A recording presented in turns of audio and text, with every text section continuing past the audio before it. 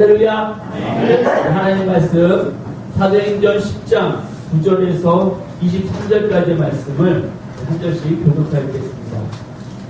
우리 오니와 도연이가 홀수절을 읽어주시고 짝수절은 우리 어른들이 읽어주시고 마지막 절은 한 목소리로 읽도록 하겠습니다. 우리 9절 도연이와 오니가 천천히 읽어주시기 바랍니다. 시작. 감사합니다. 시작. 애들이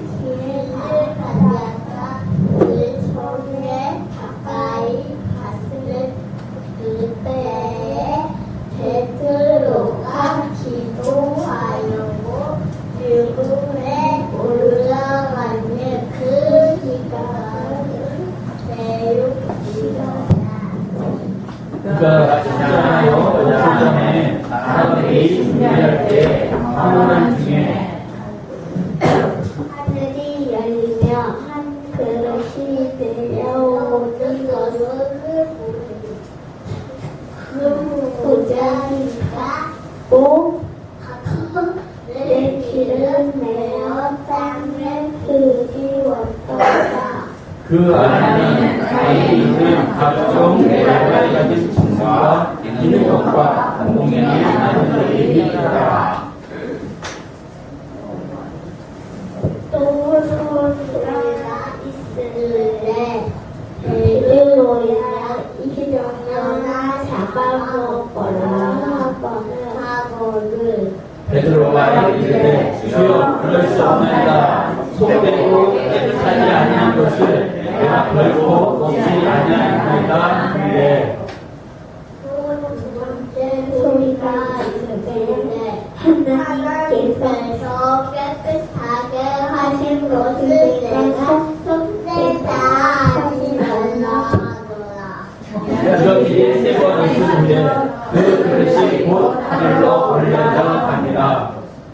베드로가 본것 한 사람이 무슨 뜻인지 속으로 의아해 하더니 마치 고넬료가 오는 사람들이 시몬의 집을 찾아 문 밖에 서서 불러오는데 베드로가 이 시몬이 여기 익숙하느냐 하거늘 베드로가 그 한 사람에 대하여 생각할 때에 성령께서 그에게 말씀하시되 두 사람이 너를 찾았으니 일어나 내려가 의심하지 말고 함께 가라.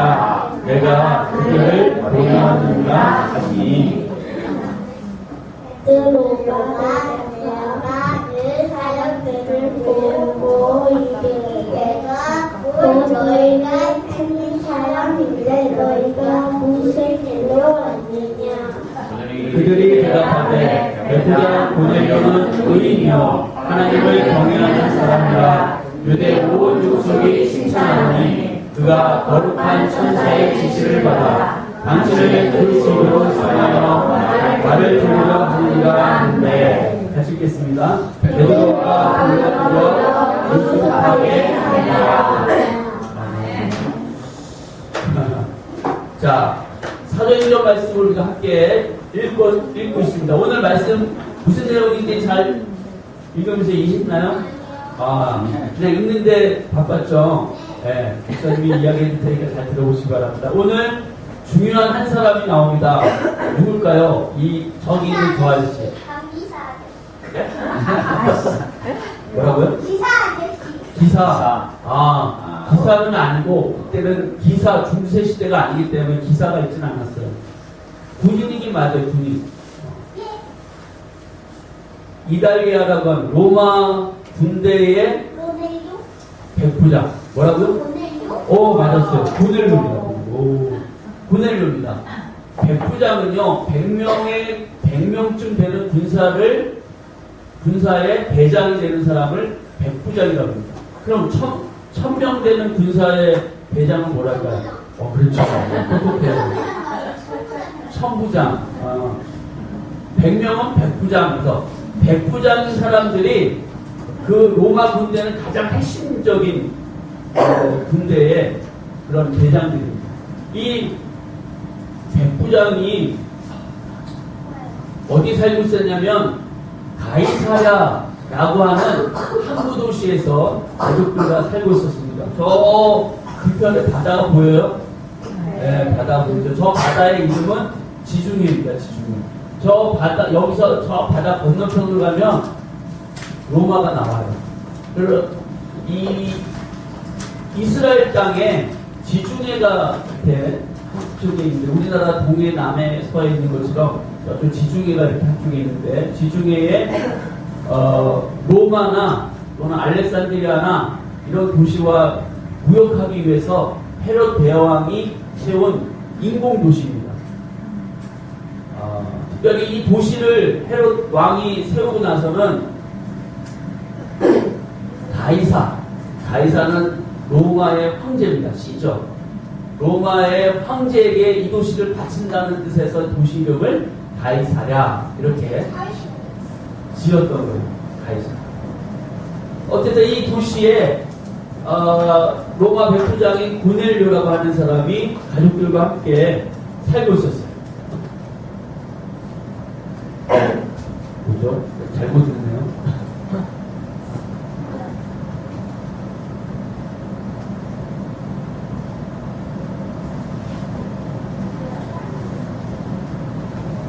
가족들과 함께 살고 있었습니다. 아이들이 이렇게 있죠. 근데 이 백부장은요, 하나님을 경외하는, 하나님을 사랑하고 두려워할 줄 알고 하나님의 말씀을 따르려고 하는 그런 경건한 이방인이었어요. 원래 여호와 하나님은 이스라엘 사람들만 믿는 하나님이었는데, 로마 사람들 가운데서는, 로마 사람들은 무엇을 믿는? 제우스 신, 이렇게 로마 그리스 신화에 나오는 신들 있잖아요.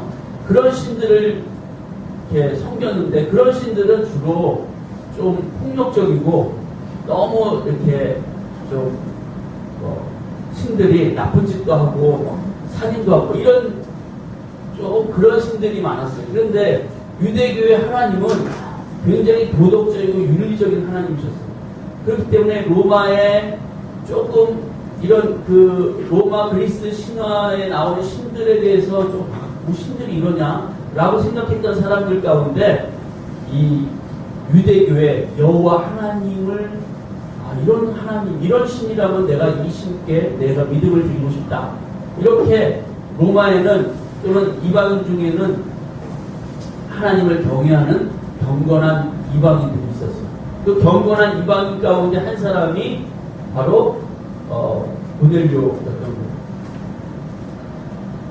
사도행전 10장 2절에 보니까 고넬료는 경건해서 온 지방과 더불어 하나님을 경외하고 백성을 많이 구제하고 하나님께 항상 기도했다. 이렇게 쓰여져 있어요.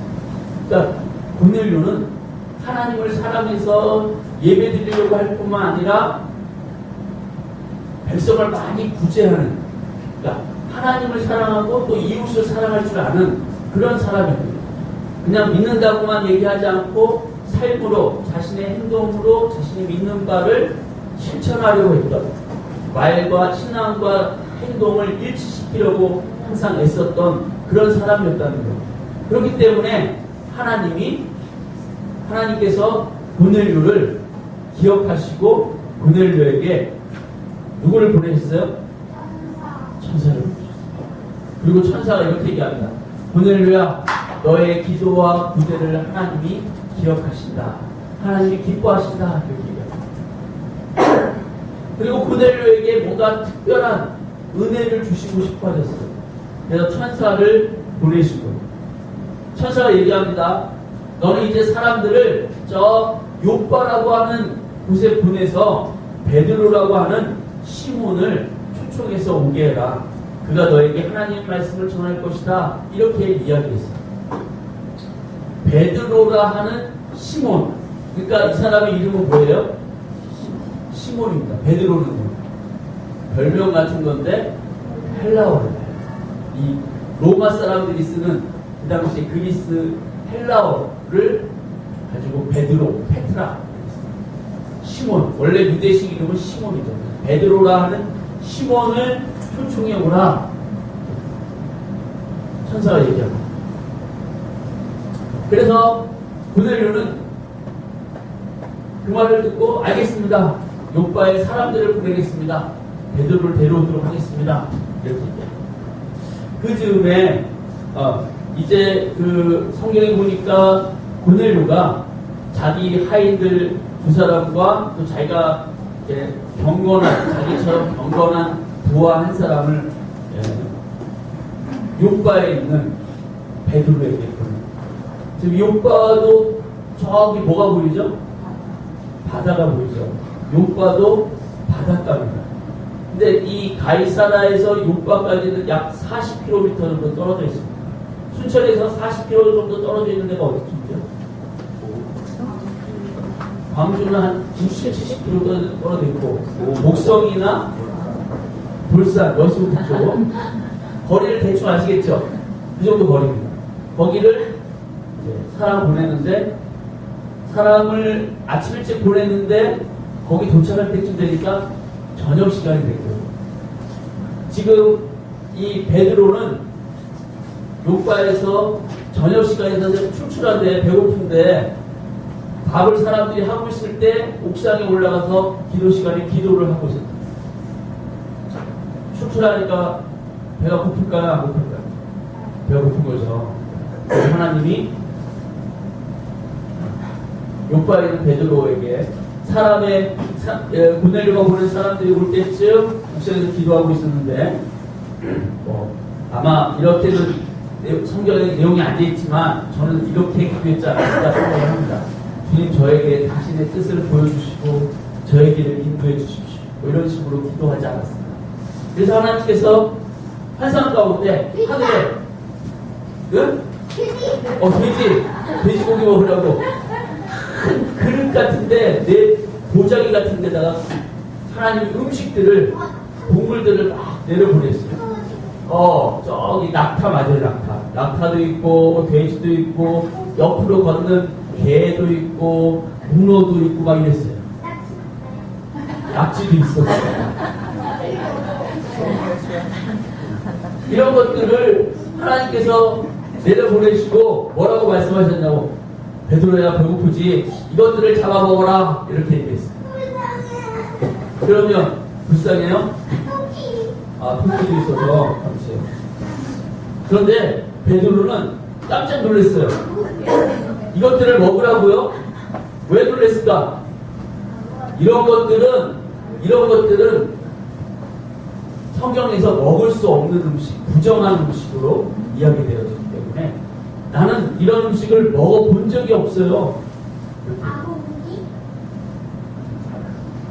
와, 우리는 돼지고기 좋아하는. 제가 캄보디아에 갔더니 캄보디아 사람들은 메비 있죠. 메비를 튀겨서 먹더라고요. 저도 먹어봤습니다. 메비가 번데기 맛이 나요. 번데기 먹어봤어요? 메비. 중국에 갔더니 중국에는 정갈을 꼬치로 이렇게 꽂아가지고 튀겨서 먹더래요. 저 남미에 가면요, 이렇게 치즈 같은 건데 치즈를 딱 열면 그 안에 아주 귀엽게 생긴 벌레들이, 애벌레들이 있습니다. 그거를 생으로 완전 단백질 덩어리 최고. 징그럽죠? 예. 그 사람들 음식으로 먹어요. 이 영양식으로 먹어요. 그런데 잘 생각해봐요. 우리 도연이가 아주 좋아하는 음식이 있어요. 낙지. 그렇죠. 산낙지. 그것도 탕탕탕 쳐가지고 짠나지 걸 막 꼬불꼬불한 거를 살아있는 거, 그렇죠? 살아있는 걸 딱 먹어요. 그런데 저기 지금 이스라엘 사람들이 그걸 도연이가 먹는 그 모습을 이렇게 사진을 영상을 찍어가지고 그 사람들이 TV로 봐. 그때 어떻게 반응하느냐? 아니, 교회가 아니라 우리 한국 사람들이 없는 걸 찍어간단 말이야. 그 사람들이 보면서 뭐라고 하는 줄 알아? 아니 없죠. 이렇게 이런 걸 먹을 수 있다니. 걔네들 안 먹어요. 봐봐요. 그러니까 어느 나라에서는 즐겨 먹는 음식이 어느 나라에서는 혐오 음식. 못 먹어. 어떻게 저런 걸 먹어? 우리는 맛있게 막 초장에 찍고 막 되게 좋아하거든요. 이스라엘 사람들은 돼지고기를 안 먹어요. 저기 이슬람 사람들은 돼지고기 안 먹습니다. 중국 사람들. 그러니까 이렇게 맛있는데 안 먹어요. 문어나 낙지 이런 거. 돼지, 개, 문어 그것도 개 이런 거. 왜냐면 정상적이지 않다고 생각합니다. 뭐 이렇게 소처럼 이게 갈라지 않아야 되는데 이거 뭐 갈라지고 뭐 이런 것들 있잖아요. 정상적이지 않다는 거예요. 이 개는 뭐죠? 뼈가 바깥으로 나온 거죠. 살이 안에 있고. 보통 우리는 뼈가 그 안에 있잖아요. 살 안에. 그렇죠? 근데 개는 뼈다귀가 바깥에 나와 있는 거예요. 뼈로 몸을 싸고 있는 게 개예요. 이런 건 정상적이지 않다고 생각하는 거예요. 그래서 부정한 거예요. 부정한 거예요. 그래서 부정한 것들은 안 먹어요. 만지지도 않아요. 만지지도 않아요. 근데 로마 사람들은 돼지고기 엄청 좋아해요. 그래서 성경에 보면 돼지 치는 사람들 뭐 3,000마리가 뭐 귀신이었던 군대 귀신이었던 그 사람에게서 귀신이 떠나서 돼지에게 들어가서 돼지가 몰살당하잖아요. 돼지 치는 이야기가 나오는데 어디서 들었죠? 성경에서 들었어요. 그 돼지는 그러니까 이스라엘 사람들 유대인들을 위해서 치는 돼지가 아니라 로마 사람들에게 공급하기 위한 돼지였거든요. 그렇죠? 이스라엘 사람들 안 먹습니다. 그러니까 이스라엘 사람들이 돈 벌기 위해서 돼지를 쳐요. 그러면 그 사람은 부정한 사람입니까? 정결한 사람입니까? 부정한 사람. 돼지를 막 치기 때문에. 돼지를 만지지도 않아야 돼요. 이렇게 생각하는 사람들이 누구냐? 유대인들. 베드로는 유대인이에요? 로마 사람이에요? 유대인. 이스라엘 사람. 그렇기 때문에 이런 음식이 하나님이 먹으라고 하시니까 먹을 수가 있어? 없어? 못 먹는 거야. 난 이런 거 먹을 수가 없어요. 먹을 수가 없어요. 우리 토끼 옛날 어른들 토끼 드셨습니다. 어려웠을 때는 토끼 먹었어요. 토끼탕 다 먹었어. 지금은 안 먹죠. 지금 안 먹죠. 옛날에는 먹었어요. 어른들. 저도 기억이 나요. 베드로가 얘기합니다. 뭐라고 얘기할까요? 하나님, 이런 것들은 성경에 먹지 못하는 부정한 것들입니다. 저는 이런 것들을 먹을 수 없습니다. 성경에 그렇게 했어요. 나는 이런 걸 먹을 수 없습니다. 그랬더니 하늘에서 소리가 나는데 하나님이 뭐라고 말씀하셔요? 내가 먹어도 괜찮다고 하면 먹어도 된다. 우리만에서 어디 많이 들어갔단 말이야. 하나님 베드로에게 내가 먹어도 된다 그러면 먹어 괜찮아. 이 환상이 3번 있었어요. 3번. 3번 있다는 것은 확실하게 보여주시고 확실하게 말씀하셨다는 3번 이 환상이 보여졌습니다. 그 환상을 볼 때쯤 그래서 베드로 이게 무슨 뜻일까? 이게 무슨 의미지? 이게 뭘 말씀하시려고 하지? 라고 생각할 그때에 집 앞에 요바 이 베드로가 있는 집 앞에 고넬료가 보낸 3사람이 떡떡떡 문을 두드리고 있었습니다. 그때 하늘에서 얘기합니다. 지금 집 앞에 고넬료가 보낸 사람들이 왔다. 너는 의심하지 말고 함께 가라. 내가 그들을 너에게 보냈기 때문이다. 라고 얘기했어요. 베드로가 내려가서 보니까 이 고넬료가 보낸 사람, 고넬료라고 하는 사람은 로마 사람이에요. 그렇지만 하나님께서 뭐 하지 말고 가라 그랬죠? 의심하지 말고 가라. 내가 보낸 거야. 얘기했어요. 그래서 갔습니다. 그 사람들을 따라서 성경에 보면 그 다음날 아침에 갔어요. 왜냐면 이 거리가 있잖아요. 하루 종일 가야 된다고요.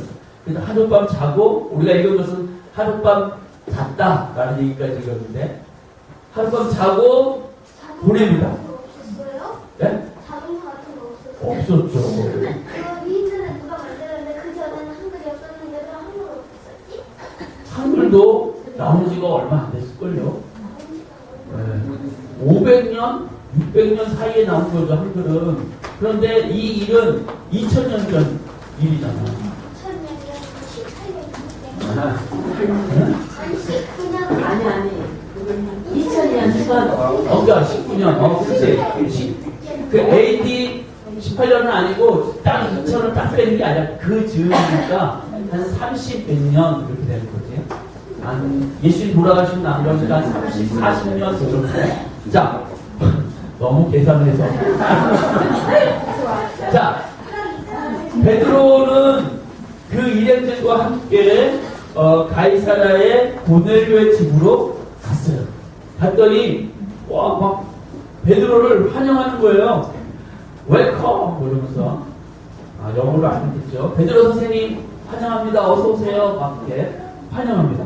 그리고 고넬료가 많은 사람들을 집에다가 데려왔어요.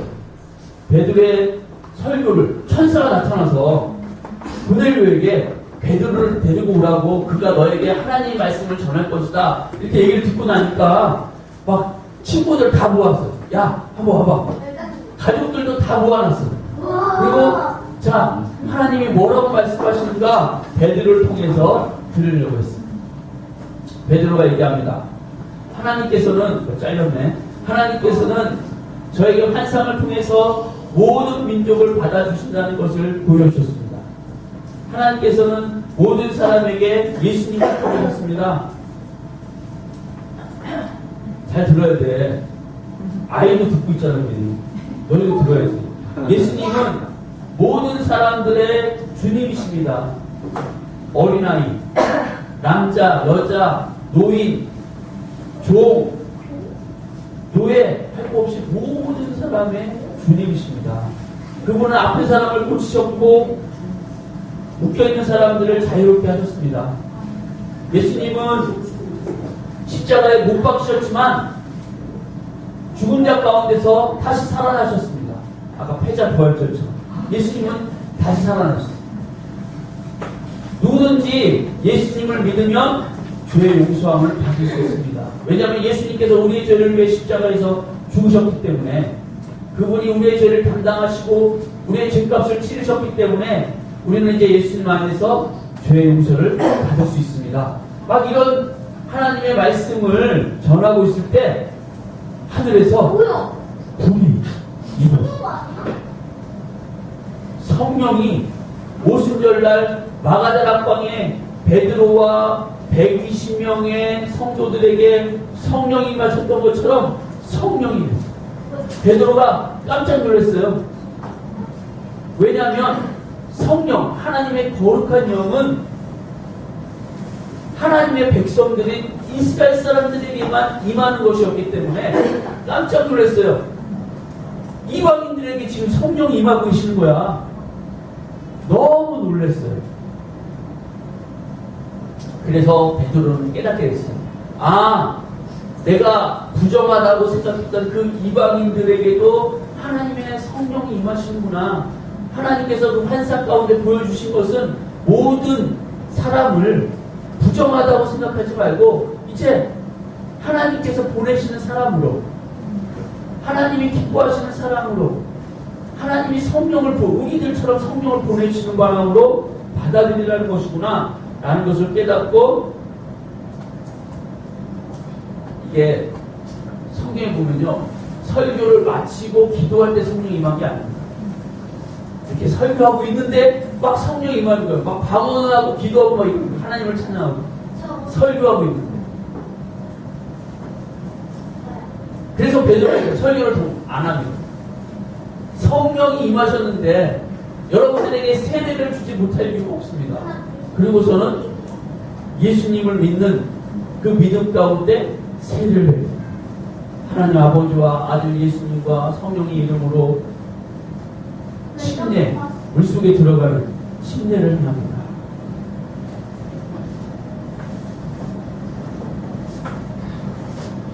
그리고 베드로는 사도행전 10장, 이게 사도행전 10장 전체 이야기입니다. 읽으셨죠? 사도행전 10장 전체인데 이야기가 10장에서 끝나지 않습니다. 11장으로 넘어가는데 11장에 넘어가면 어떤 이야기가 있냐면 베드로가 예루살렘으로 돌아갑니다. 예루살렘으로 돌아갔는데 11장에 보니까 예루살렘에서 사람들이 베드로를 책망합니다. 뭐라고 책망하냐면 비난해. 잘못했다는 거죠. 너 뭘 잘못했는지 얘기를 할게요. 11장 2절부터 읽어드릴게요. 베드로가 예루살렘에 돌아갔을 때 할례자들이 비난하여 이르되 내가 무할례자의 집에 들어가 함께 먹었다. 경건한 이방인들, 하나님을 섬기는 여호와 하나님을 섬기는 경건한 이방인들의 특징은 뭐냐면 하나님을 섬기긴 하는데 할례를 안 받는 거예요. 왜 할례를 안 받는? 할례는 너무 고통스러운 것이고 지금처럼 위생관념이 뛰어나지 않았을 때는 죽을 수도 있는 일이었어요. 할례. 그렇기 때문에 할례는 하지 않은 이방인들이 많았어요. 근데 문제는 구약 성경에 하나님의 백성들은 할례를 행해야 돼요. 할례 받지 못한 사람들은 성전에 들어와서 제사를 지낼 수가 없습니다. 그래서 성전에 이방인의 뜰이라고 하는 곳까지는 갈 수 있어요. 성전에 보면 예루살렘 성전에 보면요, 재밌는 게 이방인의 뜰이라는 곳이 있고 또 여인들의 뜰이 있어요. 여자들이 갈 수 있는 곳이 또 제한되어 있어요. 그러니까 유대교는 이방인, 여자 이런 사람들은 제한되어 있어요. 하나님 앞에 가는데 제한되어 있는 거예요. 그런데 자, 할례를 받으면 괜찮아요. 할례를 받으면 유대 교회에 입교한 사람을 정식 입교한 사람을 인정하고 예루살렘 성전에 들어갈 수 있겠는데 이방인인데 할례를 받지 못했다? 그러면 회당에서 말씀을 들을 수는 있으나 하나님의 말씀을 들을 수는 있으나 성전에 들어오지 못하겠어요. 왜냐하면 아직 부정하다고 생각합니다. 이 고넬료는 하나님을 경외하는 이방인이었고 있으나 할례 받지 않은 사람입니다. 그래서 얘기하는 겁니다. 내가 무할례자, 할례 받지 않은 사람이 집에 들어가서 함께 먹었다. 그것은 유대인으로서는 있을 수 없는 일입니다. 마치 하늘의 보자기에 내려왔던 그 유대인들이 보기에는 이상한 음식을 먹는 것과 같은 율법을 범하는 일입니다. 부정한 일입니다. 그렇게 책망을 하니까 11장, 한번 보실래요? 11장 4절. 4절부터 7절까지 한번 보여드릴게요. 11장 4절부터 7절 시작. 베드로가 그들에게 이 일을 차례로 설명하여 이르되 내가 요파시에서 기도할 때 사울한 중에 환상을 보니 큰 도자기 같은 그릇이 내 위에 되어 하늘로부터 내려 내 앞까지 들려지거늘 이것을 주목하여니 땅에 내가 가진 것과 들짐승 것과 공중에 나는 것들이 보이더라. 또 소리 들으니 소리 있어 내게 이르되 베드로야 일어나 잡아 먹어라 하거늘. 지금 뭔 얘기하는 거죠? 십자가에서 봤던 환상에 대한 얘기를 하는 겁니다. 내가 그거 못 먹습니다. 막 이렇게 얘기했다는 거죠. 그랬더니 하늘로부터 소리가 있는데 9절에 하나님이 깨끗하게 하신 것을 내가 손대라고 하지 말아라. 이런 환상을 듣게 되었고 마침 그때 가이사라에서 사람들이 왔었고 12절에 성령이 내게 명하사 아무 의심 말고 함께 가라 하심에 여기서도 아무 의심 말고 가라 그래서 6 형제와 자기만 아니라 요바에 있었던 6명의 그리스도인들, 유대인들, 형제들과 함께 갔다는 거예요. 그러니까 이 이야기는 나만 하는 게 아니라 6명의 증인이 있다는 거죠. 이렇게 갔다.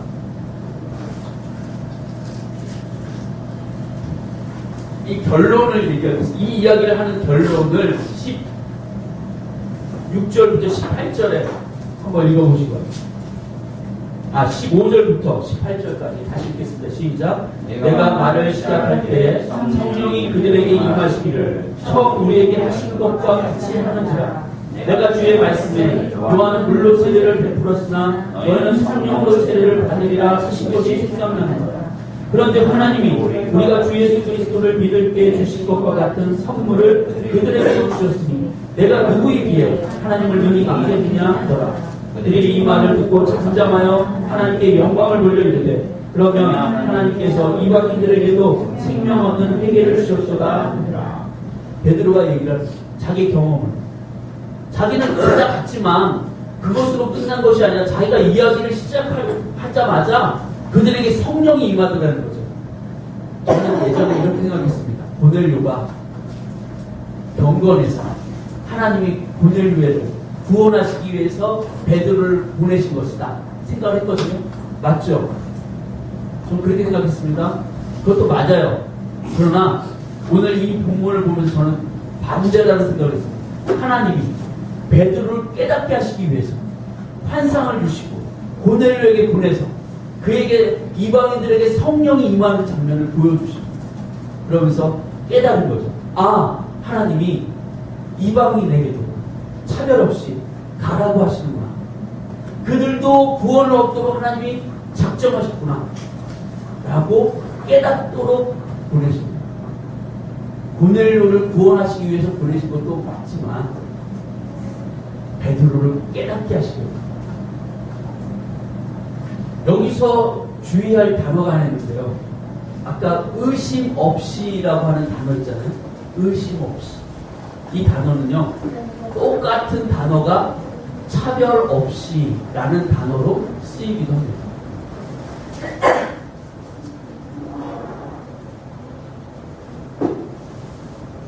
의심하지 말고, 이 단어가 차별하지 말고라는 단어. 자, 사도행전 15장을 한번 보겠습니다.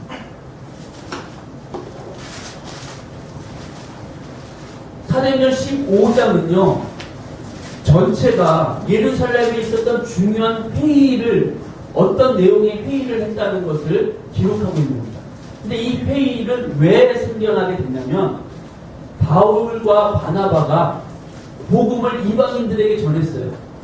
이방인들이 예수를 믿는 사람들이 많이 생긴 겁니다. 특히 이 사람들은 어떤 사람들이었냐면, 고넬료와 같은 경건한 이방인들이었어요. 사도행전을 쭉 앞으로 읽어보시면 유대인 회당에서 바울이 복음을 전하는데 유대인들만 있었던 것이 아니라 거기에 경건한 이방인들도 있었습니다. 그래서 복음을 전하는데 유대인들은 막 예수님 메시아다 막 이렇게 얘기하니까 기분 나쁜 거예요. 그래서 막 바울을 이상하게 봤어요.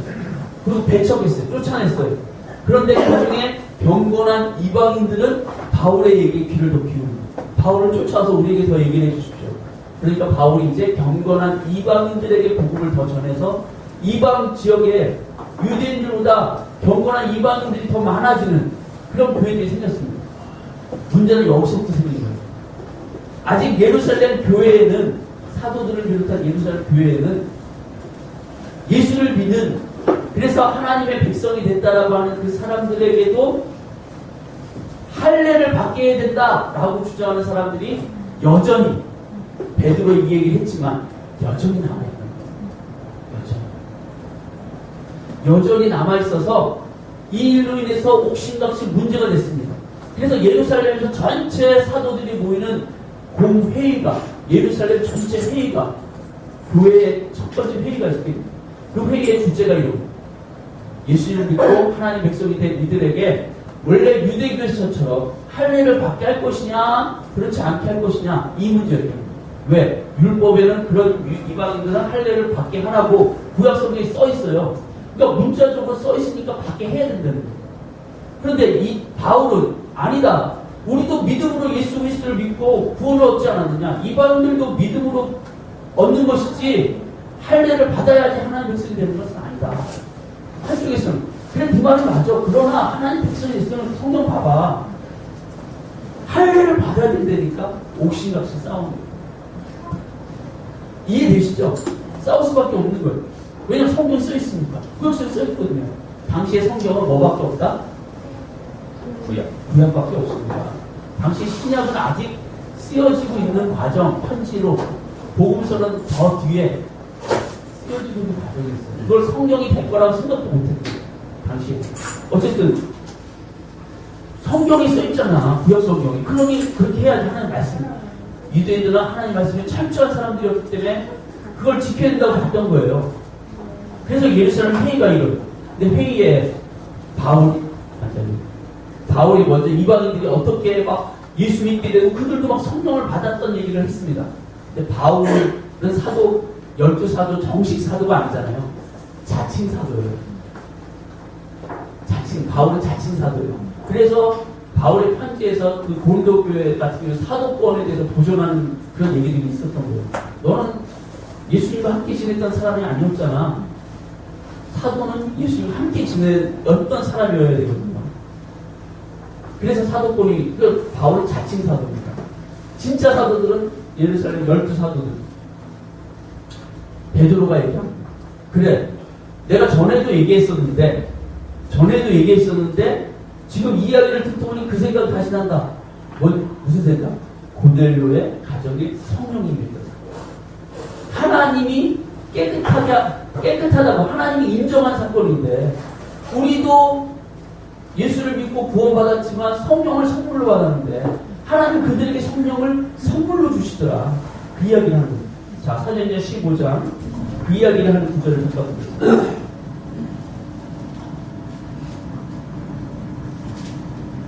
7절, 6절부터 볼까요? 6절부터 10절까지,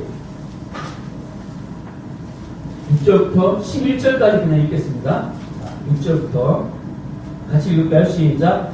사도와 장로들이 이 일을 의논하러 모여 많은 변론이 있은 후에 베드로가 일어나 말하되, 형제들아, 너희도 알거니와 하나님이 이방인들로 내 입에서 복음의 말씀을 들어 믿게 하시려고 오래전부터 너희 가운데서 나를 택하시고 또 마음을 하시는 하나님이 우리에게 왔지 그들에게도 성령을 주어 증언하시고 믿음으로 말미암아 그들의 마음을 깨끗하게 하사 그들이나 우리나 차별하지 아니하셨습니다.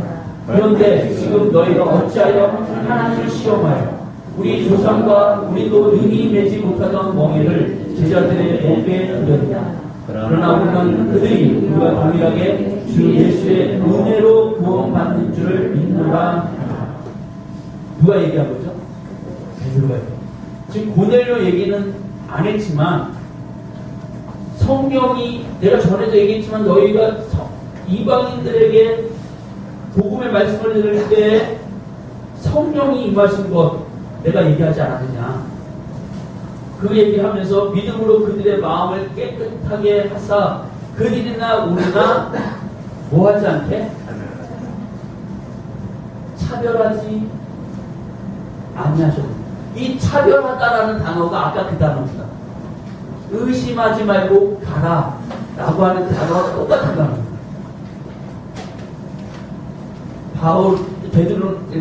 그러니까 이 단어는 이런 의미, 의심하다라는 단어로 뜻으로 쓰이기도 하고 차별하다라고 하는 단어로도 쓰이던 단어입니다.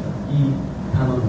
그런데 의심하지 말고 가라 이렇게 생각하고 갔는데 나중에 이 일을 통해서 고넬료의 집에 성령이 임했던 사건을 계기로 베드로를 깨닫게 된 거죠. 차별하지. 믿음으로 그들의 마음을 깨끗하게 하셨기 때문에 그들이나 우리나 차별하지 말도록 하신 것이다. 라고 고넬료 사건을 해석하고 얘기하는 거예요. 왜? 바울도 돌아가면서 막 이방인들이 성령 받는 사건을 경험하니까 그 얘기를 증거하고 이방인들 성령 받았다고 얘기하니까 할례가 이제 필요하지 않다. 우리도 율법 100% 다 지킬 수 있는 거 아니지 않느냐. 우리가 율법을 100% 다 지킬 수 있었다면 예수가 뭐하러 왔겠냐. 안 오셔도 되지. 율법으로 의롭게 된다. 이거 바울이 늘 하던 얘기거든요. 베드로가 이걸 깨달았다. 그래서 예루살렘 회의에서 결론을 야고보가 결론을 냅니다. 15절. 그러므로 내 6절에는 이방인 중에서 하나님께로 돌아온 자들을 괴롭게 하지 말고 다만 우상의 더러운 것과 음행과 목매어 죽일 것과 피를 멀리하라고 편지하는 것이 옳으니 이는 예로부터 각 성에서 모세를 전하는 자가 있어 안식일마다 회당에서 그 글을 읽음이라 하더라. 유대인의 회당 가운데 경건한 이방인들 들어와서 그렇게 했던 것처럼 할례를 하라고 요구하지 않았던 것처럼 그들을 이제 교회가 받아들이도록 하자. 그들에게 할례를 요구하지 말자. 하나님이 이미 깨끗하게 하셨다. 이렇게 선언을 해요. 그래서 바울에게 힘을 실어주는 거죠. 바울에게. 근데 사람의 고정관념은요, 참 깨지기 어렵습니다. 베드로가 그런 경험하고 와서 사람들이 얘기했을 때, 아, 그래, 이방인들에게도 성령이 임했다고? 그러니까 함께 먹은 거 괜찮아. 이렇게 얘기했던 사람들이 모두 다는 아니었던 거예요. 예루살렘 교회 모든 사람들이 그걸 다 인정하지 않아요. 그러니까 예루살렘 교회 회의가 또 15장에서 회의가 이렇게 있고 공식적으로 예루살렘 교회의 대표 담임 목사 야고보가, 예수님의 동생 야고보가 이렇게 하자 딱 결정지어서 그렇게 하자라고 하는 편지를 이제 사도행전 15장 22절에 보면 사도와 장로와 온 교회가 그 중에서 사람을 택해서 바울과 바나바와 함께 안디옥으로 보내기를 결정한 편지를 써 보냅니다. 이렇게 하기로 했어 라고 결정했음에도 불구하고 나중에 갈라디아서 보면 어떻게 해요? 예루살렘에서 야고보와 함께 있던 사람들이 내려왔는데 그 내려온 걸 유대인들을 보고 베드로가 이방인들과 함께 식사하다가 그 자리를 피하고 그 일이 바울이 얘기 안 했다면, 갈라디아에서 얘기 안 했다면 굳이 이렇게 우리가 알 수가 없을 때 바울이 굳이 그 얘기를 꺼내놓고 자기가 막 뭐라 그랬다는 거죠. 막 화를 냈다는 거죠. 베드로 너 때문에 바나바까지 시험 들어서 같이 이방인들하고 같이 식사 하나 갔는데 그러면 안 된다.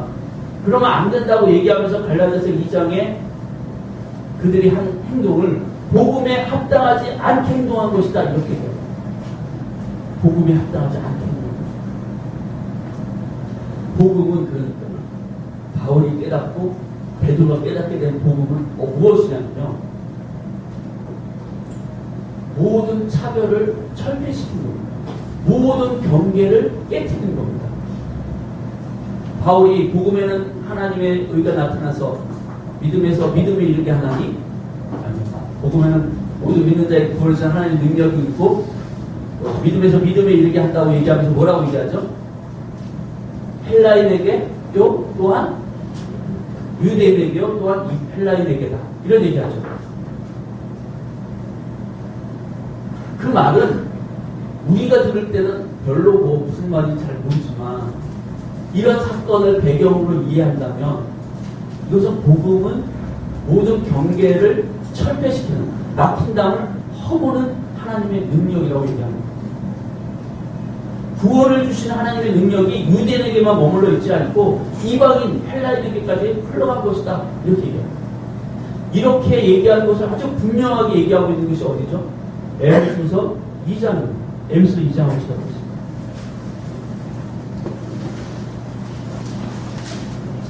에베소서 2장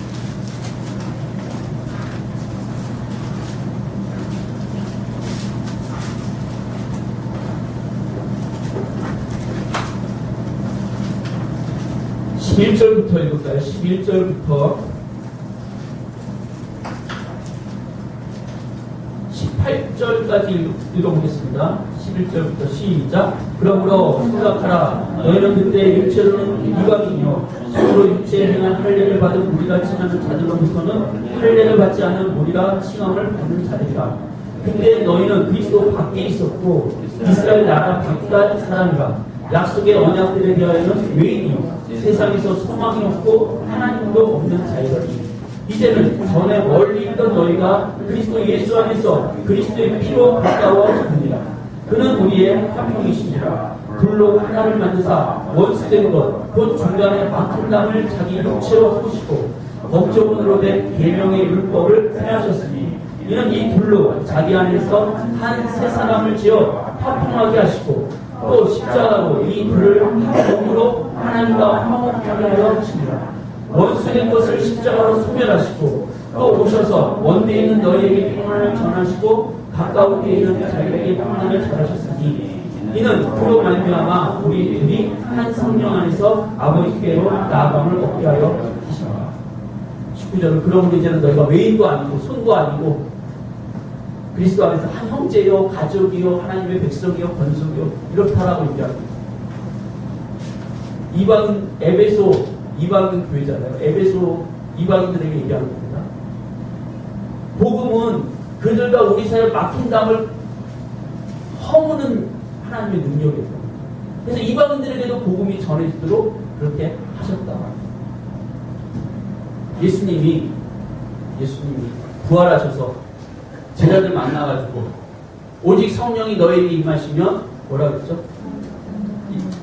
성령이 권능을 받고 예루살렘과 온 유대와 사마리아 땅끝까지 이르러 내 증인이 되리라 이렇게 말씀하셨죠. 우리는 그냥 편안하게 듣습니다. 많이 들었고. 근데 유대인 입장에서는요, 이게 예루살렘과 사마리아와 온 유대와 땅끝 사이에 우리는 한자로 과, 뭐뭐과 이렇게 있지만 그 과가 다 뭐예요? 장벽입니다. 사마리아? 어휴. 이방인? 어이. 경계와 장벽을 허물하는 거예요.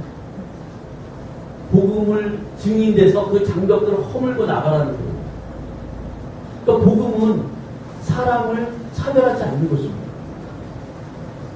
성령이 그렇죠. 성령이 남녀노소 종들까지 노예들까지 성령이 임하시고 있을 수 없는 일입니다.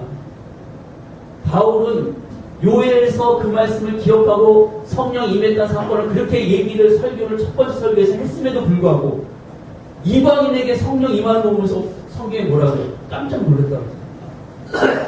어떻게 이방인들에게 놀랬습니까? 그러니까 유대인들이 가지고 있던 편견이죠. 율법 속에 있었던 편견. 뭐예요? 원래 이 아까 그 고작에 대한 음식처럼 못 먹는 거예요.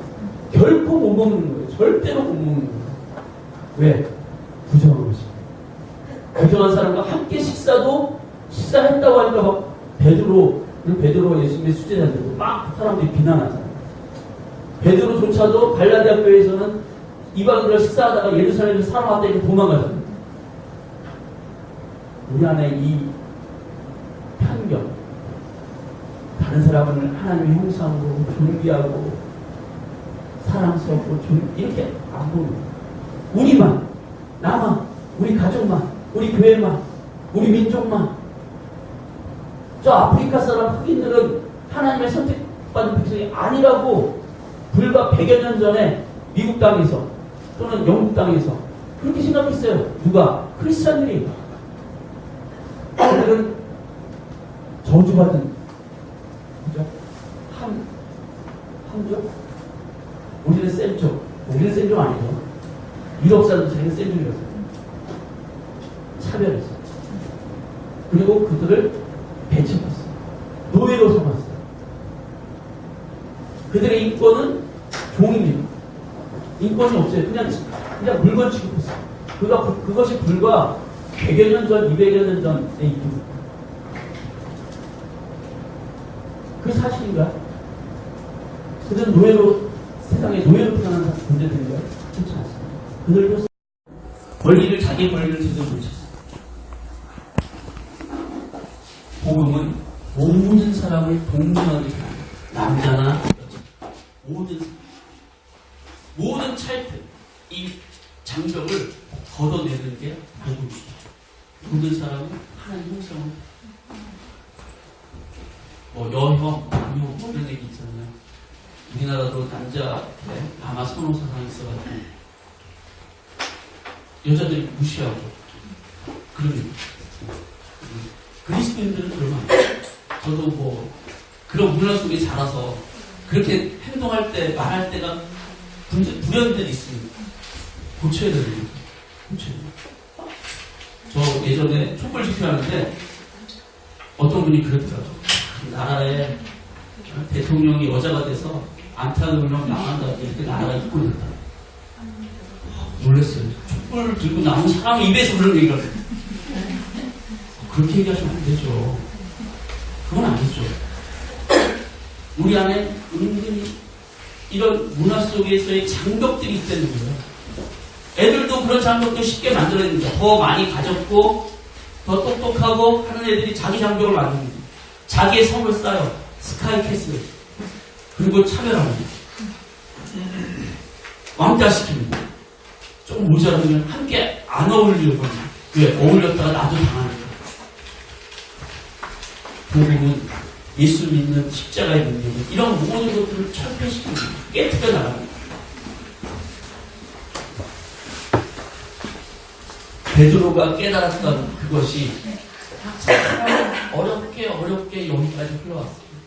바울이 그 사실을 깨달았기 때문에 그것 때문에 자기는 핍박을 받지만 고난을 많이 받. 사도행전 뒤에 보면 그런 얘기 나오거든요. 자기 그것 때문에 고난 받는데 나 그거 이게 복음의 핵심이라고 생각해요. 바울이.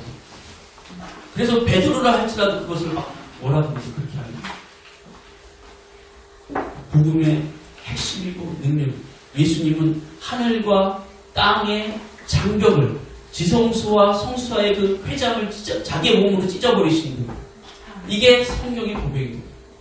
하늘과 하나님과 우리의 사이를 장벽을 찢어서 자기 몸을 찢어서 하나가 되게 하시는 거예요. 그러니 우리도 유대인인 너희도 이방인과 그 장벽을 깨뜨려서 하나가 되는 거예요. 성령은 남자나 여자나 제가 말씀드린 여자는 200년 전만 해도 투표권이 없었습니다. 왜? 사람을 인정을 안 했어요. 그런 더 전에 물론 아닌 문화권도 있었지만 대개의 문화권이 남자가 힘을 가지고 있었기 때문에 그 힘에 의해서 여자들이 대우를 받지 못하는 그런 세상이 이 세상이었어요. 근데 남자나 여자나 노인이나 아이나 남종이나 여종이나 성령이 임하시고 하나님은 그 모든 장벽들을 다 철폐시키는 거예요. 예수 그리스도 안에 복음으로 구원을 받은 우리는